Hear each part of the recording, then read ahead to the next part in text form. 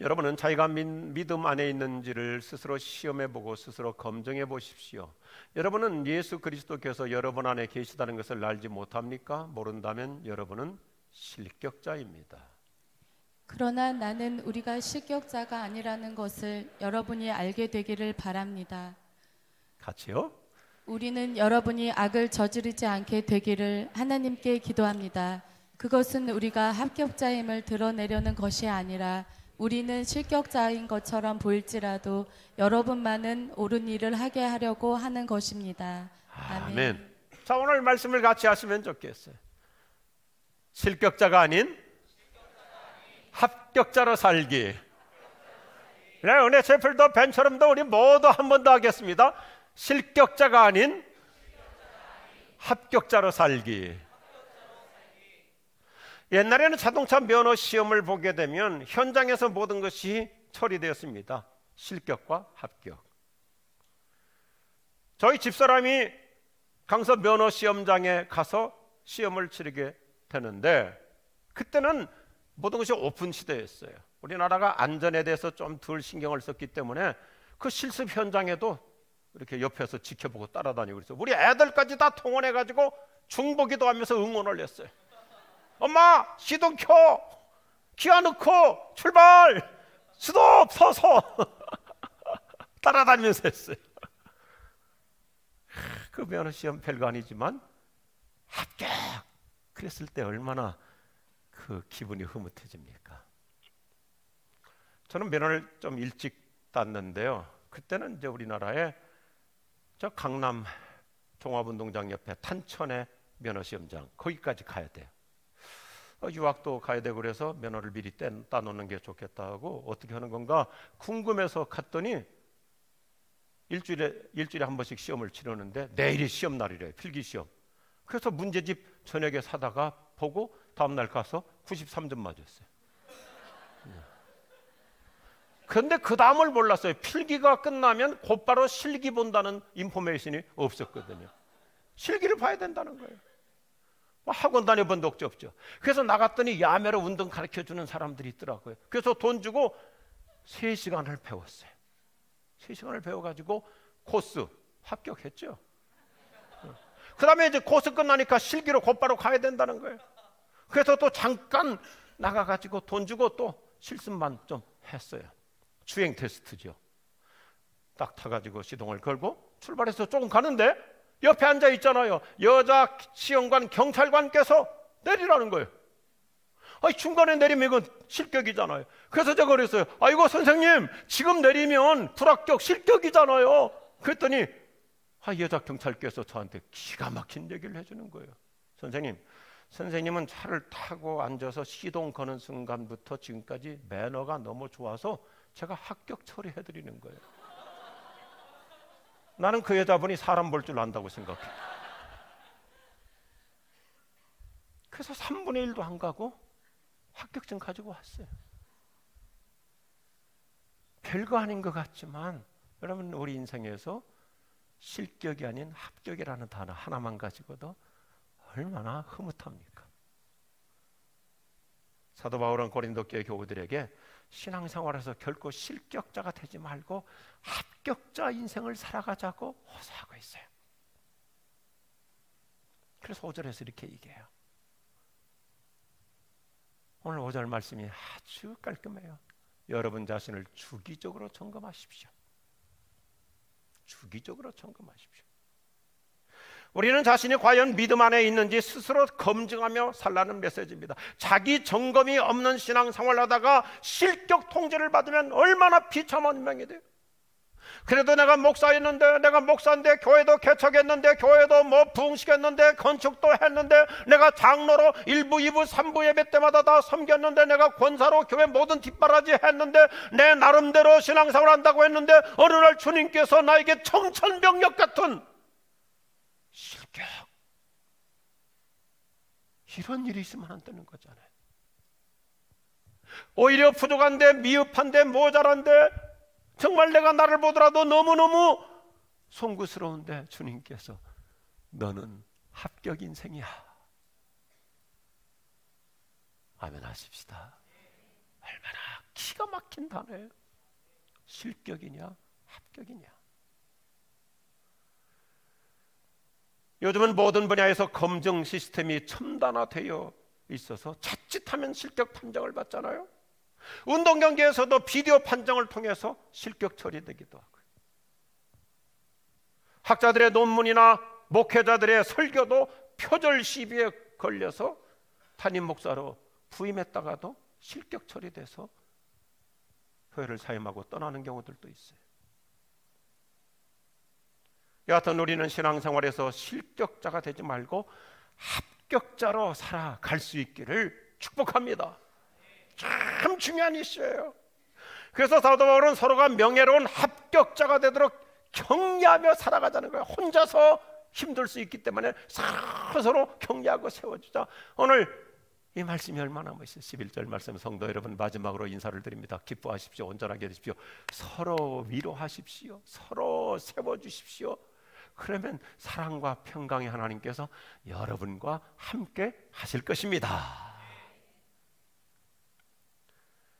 바울은 고린도 후서라는 이 메시지를 위로로 시작하고 위로로 마감해요. 우리 토요일날 새벽기도 때마다 살펴봤지만 위로로 시작하고 위로로 마무리해요. 그가 고린도 교회 성도들을 얼마나 위로하고 세워주는지 7절 말씀에 보면 바울은 참 목자의 모습을 보여줘요. 바울은 이런 신경을 얘기해요.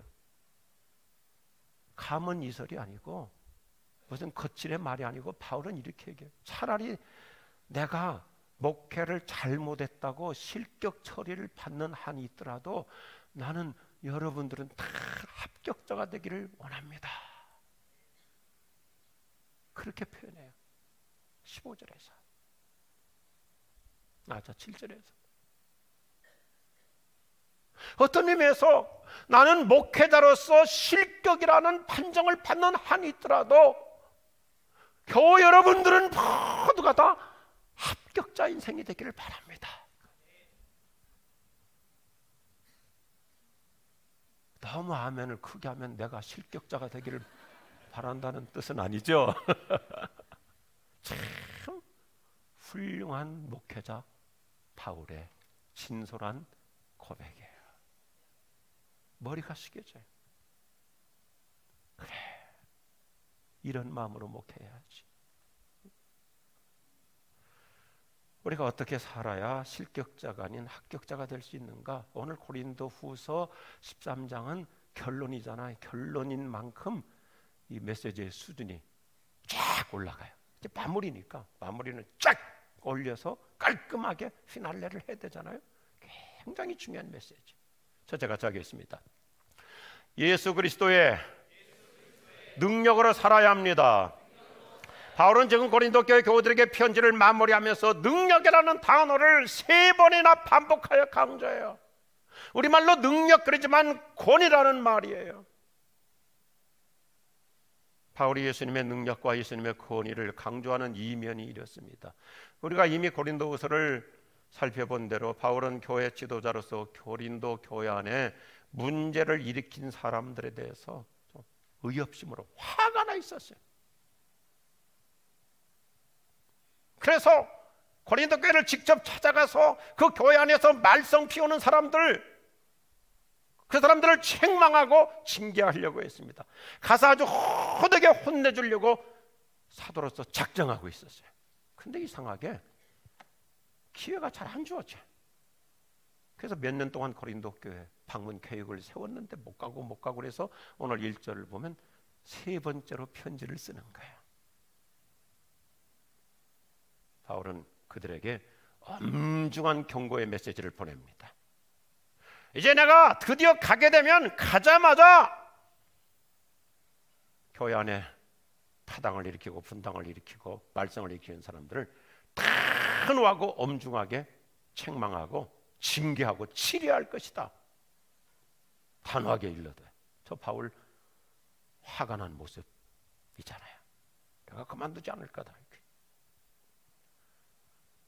제가 목회 현장에서 가슴 아프게 경험하는 일 중 하나는 이런 일들이에요. 어떤 분이 교회 등록해요. 교회가 좋아서 소문 듣고 왔어요. 사랑방도 들어가요. 선교회도 들어가요. 여러 팀에도 들어가요. 근데 겉에서 볼 때고 달라 들어갔다가 거기서 교회 리더들한테 시험당하고 상처를 받아요. 교회 리더들한테.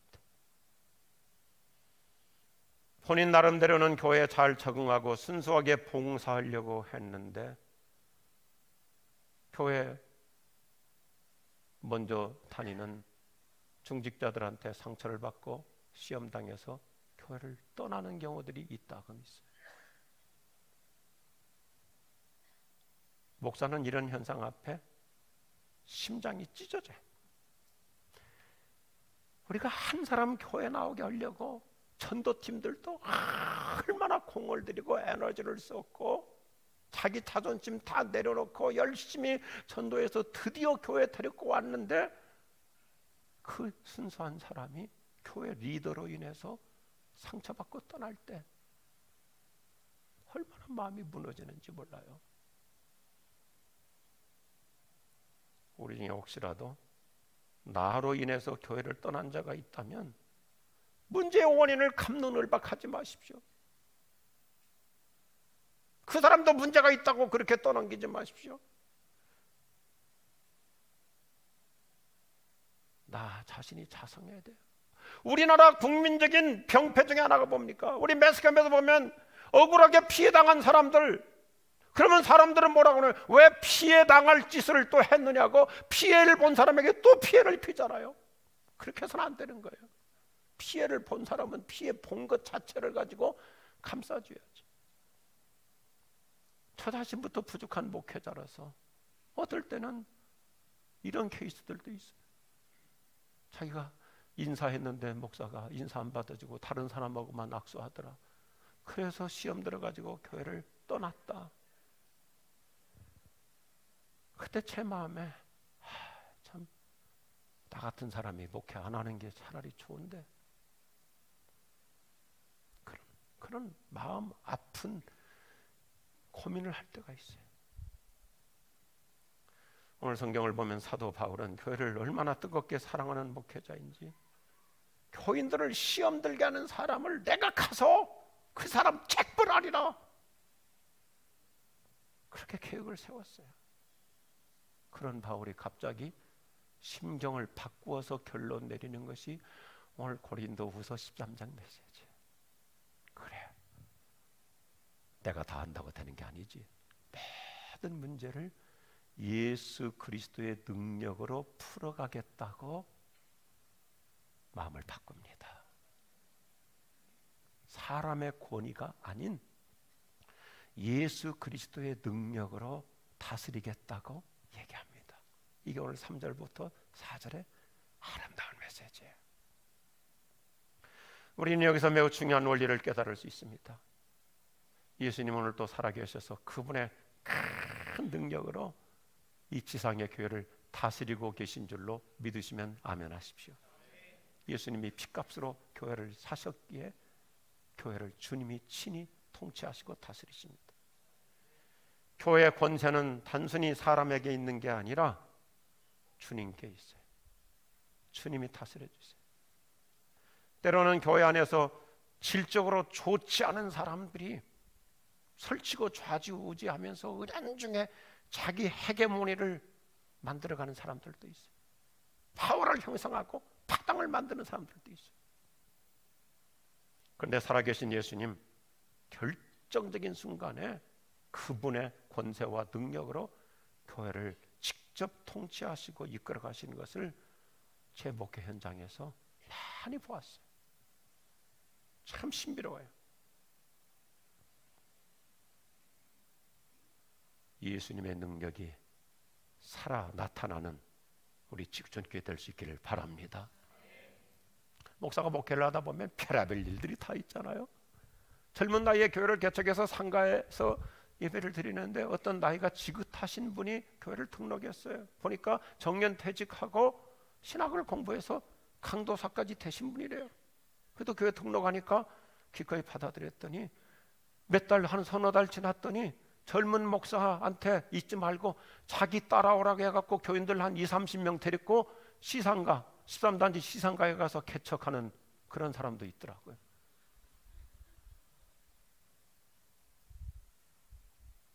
사람들은요 또 금방 그런 꼬드김에 또 넘어가요. 그런데 그런 일에 있어서 우리가 너무 인간적으로 좌지우지할 필요가 없어요. 저는 하나님이 주신 은사 중에 하나가 그런 걸로 연연하지 않아요. 그랬더니 몇 달 지나니까 또 문 닫았더라고요. 교회 안에 그만 보면 이상하게 자꾸 자기 편 만들려고 그러고 파당을 일으키는 사람이 있어요. 늘 파당을 일으키는 사람, 저는 그런 분들을 감당을 못해서 늘 그렇게 기도했거든요. 하나님, 그런 분들을 위해서는 분당으로 가게 하여 주옵소서.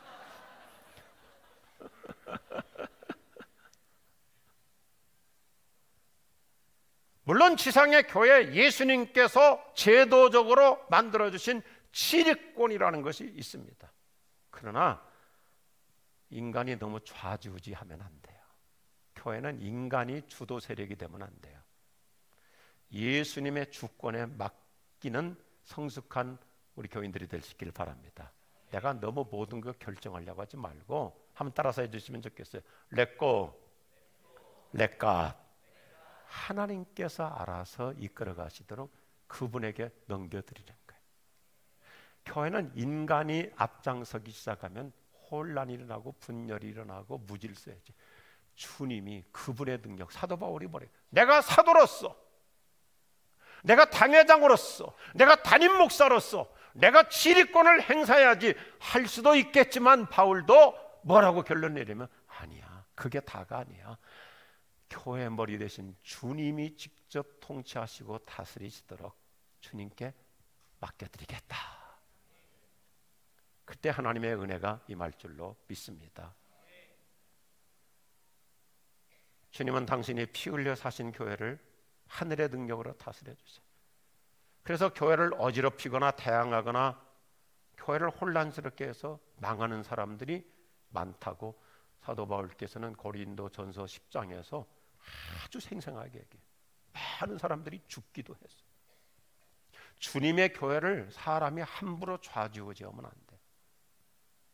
이게 진짜 성숙의 예수 그리스도의 주권에 올려드리는, 이것이 하나님이 기뻐하시는 방법인 줄로 믿으시면 아멘 하십시오.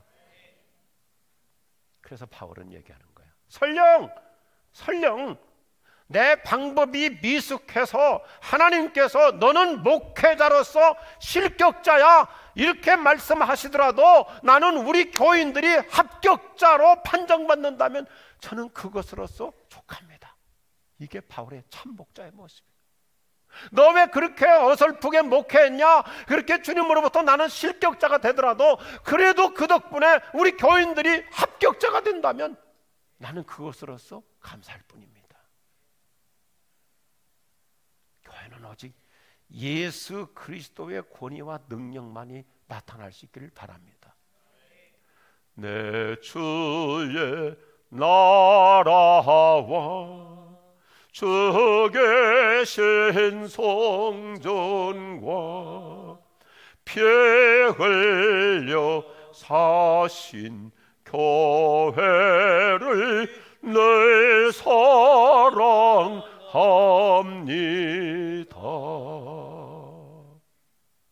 아멘 하십시다. 오늘 말씀은 결론답게 피날라답게 참 아름다워요. 두 번째 같이 하죠. 예수 그리스도만 나타내며 살아야 합니다. 사람은 누구든지 은연중에 자기 드러내고 싶지요. 뭐 저부터 그렇지 않겠어요? 자신이 많이 알려지기를 원하고 인기를 얻고 싶어 합니다. 그런데 오늘 바울 사도께서는 5절에서 우리 모두에게 참 좋은 메시지를 주고 있어요. 여러분 자신을 잘 살펴보십시오. 여러분이 참다운 그리스도인입니까? 그리스도인 되는 시험에 합격하였습니까? 사실은 그렇지 않으면서도 그리스도인 된 흉내만 내고 있는 것은 아닙니까? 바울은 우리에게 질문을 스스로 해보라는 거예요. 지금 네가 살고 있는 그 방법, 너의 신앙, 그것이 실격인지 합격인지 점검해보라는 거예요. 교회에서 자기 이익만 추구하고 그저 만났다 하면 자기 자랑만 일삼고 자기를 과시하는 사람, 하나님께서 어떻게 판정을 내리실 것 같습니까? 실격자로 퇴출시키신다는 경고의 메시지예요. 여기 우리말 번역 참 잘하고 있는데, 버림당한다, 버려진 자, 리프로베이트라는 말은 자격을 상실한다, disqualified, failure라는 말이에요. failure, 실패자, 실격. 요즘 우리나라에서도 간간히 일어나는 졸업 취소, 학위 취소, 임명 취소, 자격 박탈 같은 선포이죠.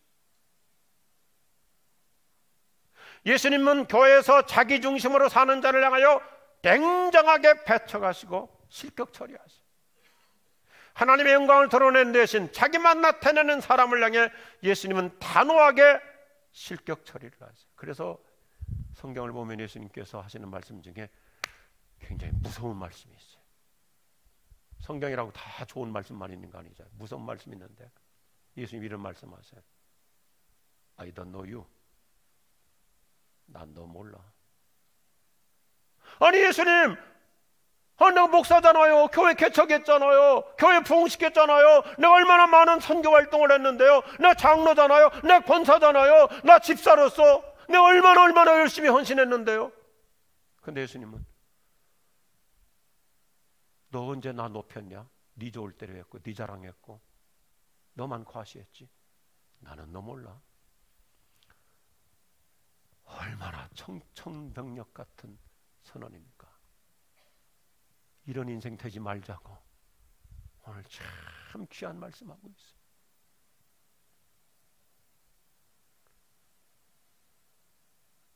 우리 신앙생활 그냥 그렇게 무료하게 해서는 안 돼요. Not I but Christ. 내가 아닌 그리스도 중심의 신앙으로 살 수 있기를 축복합니다. 아무것도 아니잖아요. 내가 뭘 했어요? 예수님 덕분에 한 거죠.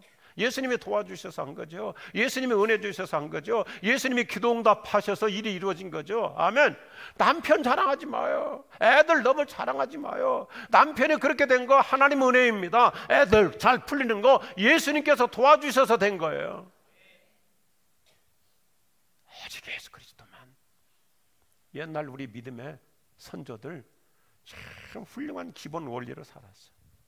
옛날 우리 믿음의 어른들은 한자 시대니까 이런 좌우명으로 살았잖아요. 아생 교회사, 아사 교회생, 아생 내가 살면 교회사 교회가 죽어요.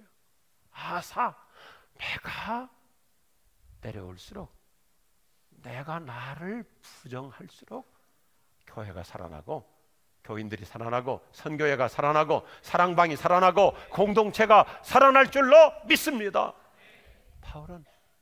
바울도 사람인지라 내가 가서 책벌하리라 치리하리라 했다가 바울 아니지, 그건 아니지, 예수님만 핵심이 돼야지, 내가 죽어야지. 사도 바울같이 훌륭한 사람 어디 있어요? 사도 바울같이 위대한 사람 어디 있어요? 근데 그가 갈라디아서 6장 14절에서 참 멋있게 자기 고백하잖아요. 나의 자랑은 따라합시다. 오직 예수 그리스도. 우리 자랑스러운 우리 지구촌교회 성도들이요, 우리 자랑할 거 있다면 예수님만 자랑할 수 있길 바랍니다. 내가 기도해서 응답받은 게 아니라 예수님이 응답해 주셔서 풀린 거예요. 초점을 나에게 맞추지 말고 not I. 예수님이 도와주셔서, 예수님이 은혜 주셔서, 예수님이 회복해 주셔서, 예수님이 축복하셔서, 예수님이 함께 하셔서, 할렐루야, 예수님만 자랑하는 거예요. 하나님께서 그런 분들에게는 실격이라는 단어를 안 쓰고 합격, 합격. 옆에 분 서로 격려하십시다. 합격하셨습니다.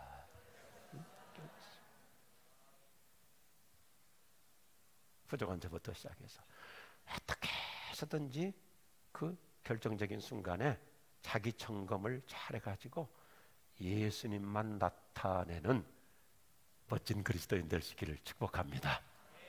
오늘 말씀 그래서 교회 생활이 얼마나 행복할 수 있는가, 얼마나 복될 수 있는가, 참 마무리가 태미가 갈수록 더 아름다워요. 이게 세 번째 최종 메시지죠. 따라합시다. 우리는 서로 예수 그리스도로 세워줘야 합니다. 세워줘야 합니다. 고린도서 핵심 단어 끊임없이 반복하잖아요. 위로라는 말을 13개당밖에 안 되는데 18번이나 반복해. 서로 위로하며 살라, 서로 세워주며 살라, 서로 격려하며 살라. 위로로 시작하고 위로로 마감해요. 다른 어느 것보다도 교회는 세워주는 공동체. 그리고 누군가가 내 옆에서, 내가 미숙하지만 뭐 잘 모를 수 있잖아요. 그런데 옆에서 자꾸 응원해주고 지원해주고 세워주면 얼마나 힘을 얻습니까? 오늘 11절 말씀 다시 보십시다.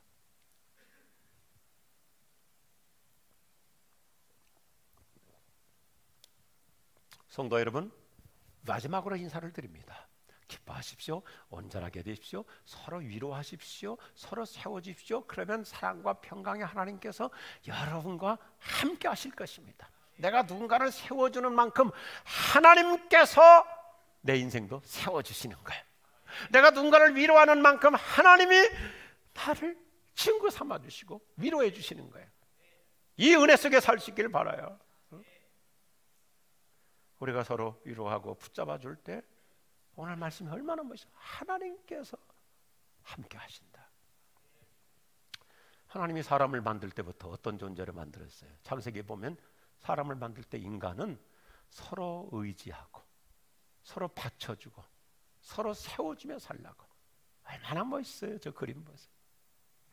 서로 받쳐주고 세워주면서 누르라고 인간을 만든 게 아니에요. 요한복음 15장을 보면 예수님께서 하나님 아버지에 대한 이미지를 새롭게 패러다임 시프트해줘요. 유대인들은 하나님 그러면 너무 무서운 분으로 생각하는데 예수님은 하나님을 아버지라고 그러면서 하나님을 좋은 농부로 비유하는데, 농부라는 사람은 어떻습니까? 이스라엘이 중동 땅에 포도농사를 많이 지니까 태풍이 불어서 비바람이 쳐가지고 포도나무가 쓰러지면 쓰러졌다고 농부가 그 나무를 잘라버리는 게 아니라 팍 가서 받쳐주잖아요. 세워주잖아요. 너무너무 그림이 아름다워서 띄었어요. 예수님은 사랑의 치유자로 오셨어요. 정제자가 아닌 사제자로 오셨어요. 뭐 저처럼 시골 출신들, 부모님들이 농사 지신 분들 다 알잖아요. 여름부터 가을 사이가 되면 이제 벼가 막 다 익었어요. 과일이 이제는 다 무르익었어요. 근데 꼭 이때쯤 되면 태풍이 와가지고 벼가 쓰러지고 그러면 어때요? 소나무까지 꺾어다가 일일이 다 그 버팀대로 세워주잖아요. 세워주는 거예요. 예수님이 이 얘기하고 있어요. 예수님은 어렵게 얘기 안 해요. 교회에서 누가 좀 시험 들었을 때, 상처받았을 때, 흔들릴 때 손가락질하고 정죄할 게 아니라 가서 덫이 되어주고 붙잡아주고 위로해주고 격려해주고 세워주라는 겁니다. 이미 우리가 고린도후서 강의 두 번째 설교에 언급했듯이 사도 바울이 고린도후서를 쓰는 이유는 고린도 교회 성도들을 단단히 세워주려고. 1장 21절 말씀 너무너무 멋있어요. 여러분과 우리를 그리스도 안에서 굳게 세우시는 분은 하나님이십니다. 오늘 아침도 다시 세움받기를 바랍니다. 회복될 수 있기를 바랍니다. 치유받을 수 있기를 바랍니다. 주님은 넘어진 자라도 일으켜주십니다. 오늘날 현대사회는 정죄만 있고 사죄가 없어요. 공경만 일삼고 보호해주지 않아요. 깎아내리기만 할 뿐 세워주거나 높여주려고 하질 않아요. 목회자부터 어떨 때는 비판은 잘하는데 사랑하려고 하질 않아요. 어떤 분들은 뭐였다 하면 다른 사람을 자꾸 폄하하려고 그래요. 깎아내리려고 그래요. 너무 가십이 많아요. 초신자일수록 더 세워줘야 그분이 신앙이 자라죠. 누군가를 자꾸 내려뜨리는 일을 가지고 쾌감을 느끼면 하나님이 기뻐하지 않아요.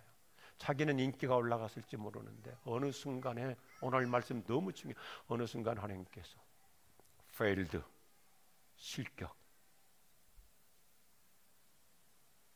이런 일이 없기를 바랍니다. 저는 보스와 리더를 간략하게 비교해요. 보스하고 리더하고는 달라요. 보스는 부려먹는 자이고 리더는 앞장서서 섬기는 자예요. 제가 이 그림 참 좋아하거든요. 자세히 보세요. 보스는 자기만 저 마차에 올라타가지고 부려먹어요. 리더는 어떤 사람?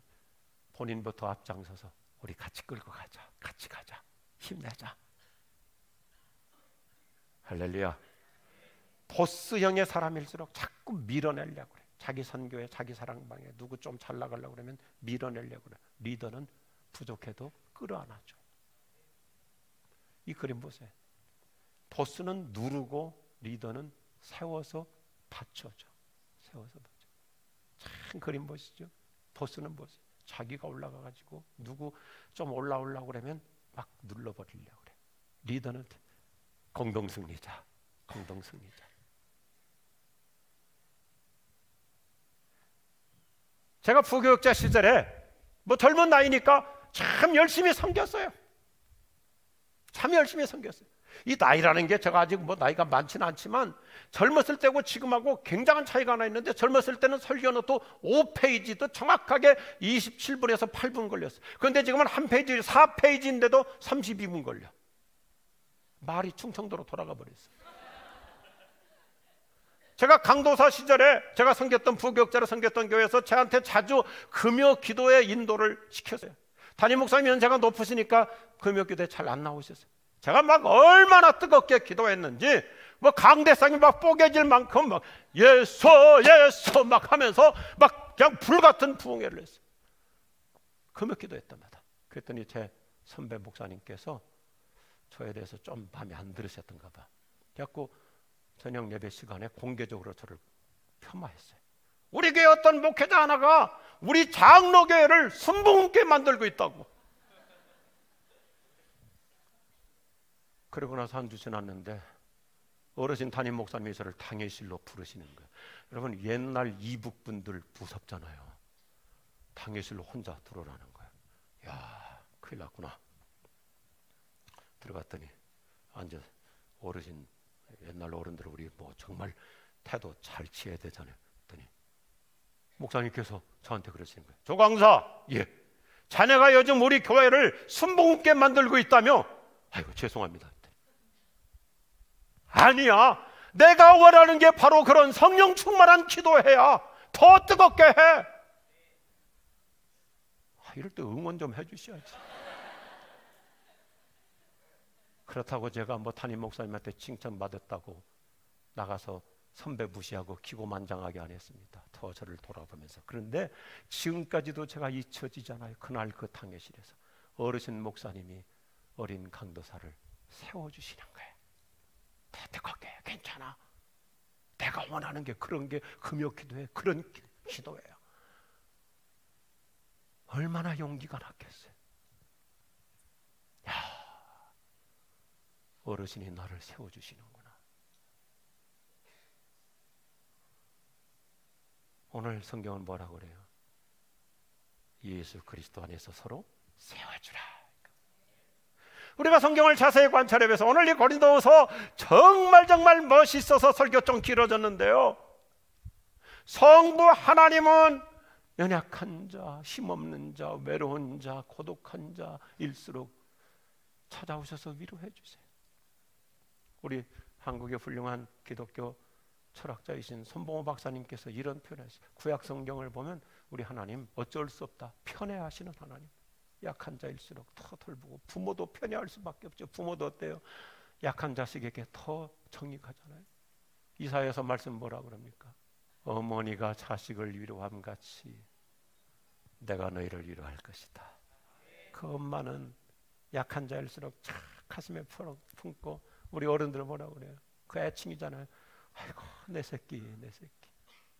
그렇게 하나님은, 성부 하나님은 약한 자들을 위로해 주시고, 성자 예수님 어떤 분이에요? 성자 예수님 특별히 외로운 사람들, 힘든 사람들, 아픈 사람들, 고통 가운데 있는 사람들 가서 따뜻한 손으로 만져주시고 친구가 되어주시잖아요. 속삭여 주시고, 그리고 치유해 주시고 안수해 주시고.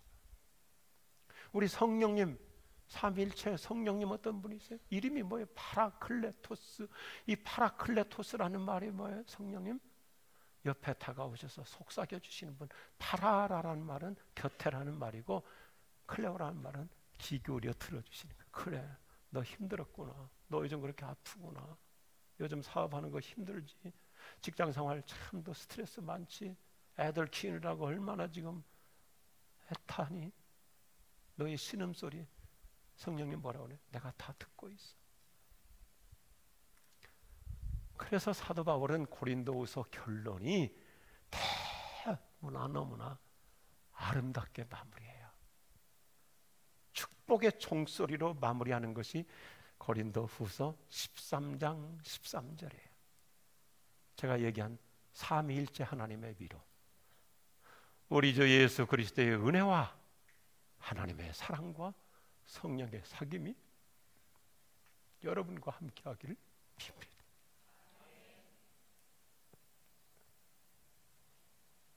이거예요.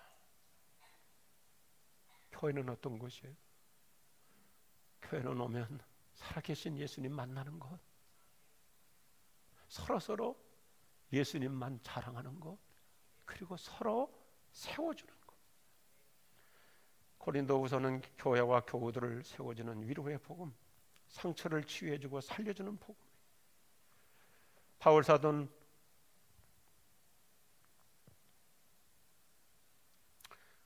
우리가 예수님의 능력을 힘입어서 서로 세워주는 신앙생활을 하자고 간곡하게 호소하면서, 성부, 성자, 성령 삼위 하나님께서 이렇게 우리 인간을, 죄인을 위로하듯이 우리도 서로 위로하면서 살아가자. 이게 십자가의 사랑, 이게 십자가의 신앙이다.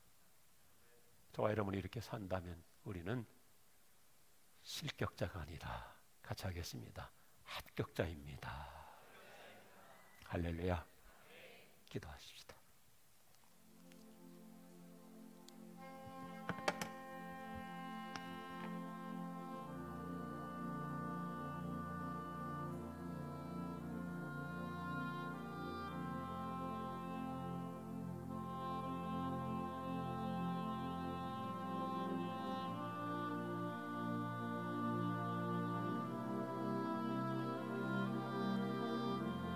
사랑하는 여러분, 요즘 여러 가지로 힘든 일이 있으십니까?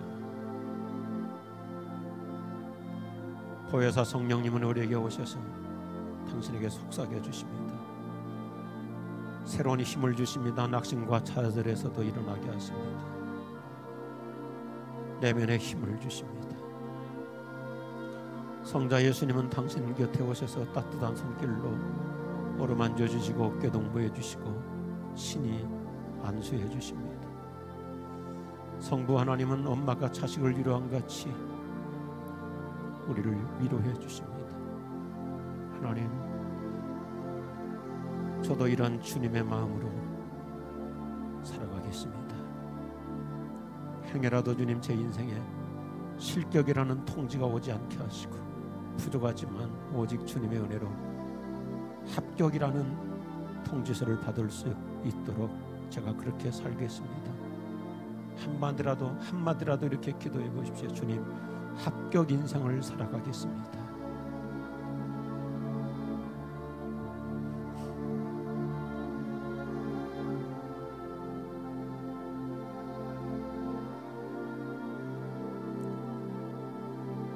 저를 따라서 한번 하겠습니다.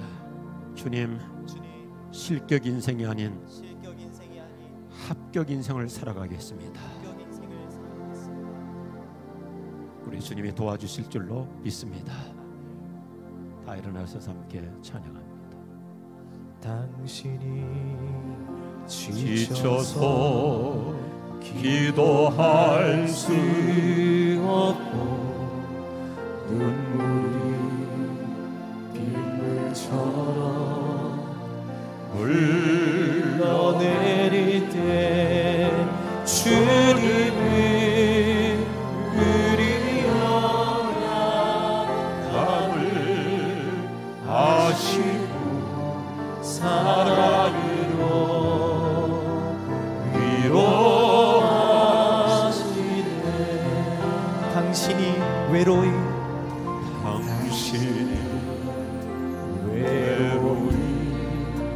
홀로 남았을 때 당신은 누구에게 위로를 얻나. 주님이 우리 사랑함을 하시고 사랑으로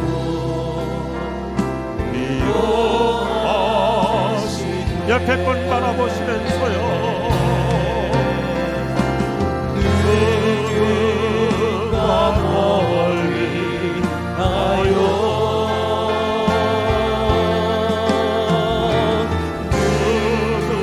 누군가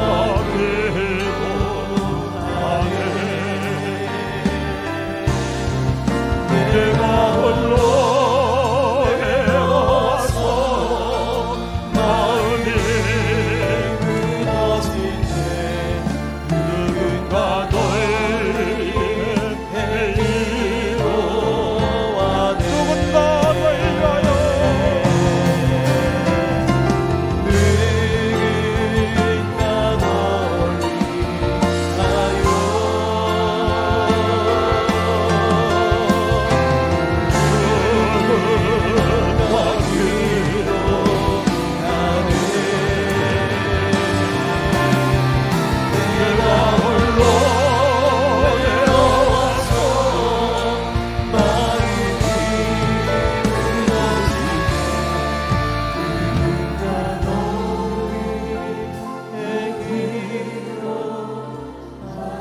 마지막 소절, 누군가 널 위해 위로하네.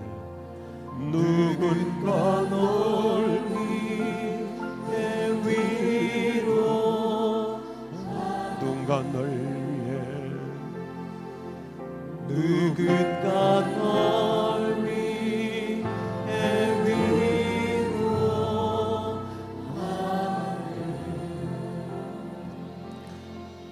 참된 위로자가 되시는 우리 주 예수 그리스도의 은혜와 하나님 아버지의 사랑하심과 성령의 새롭게 해주심이, 일으켜 주심이, 세워 주심이 우리 모든 성도들에게, 온 가정 위에 모든 식구들에게 영원히 함께 없으기를 축원하옵나이다. 아멘.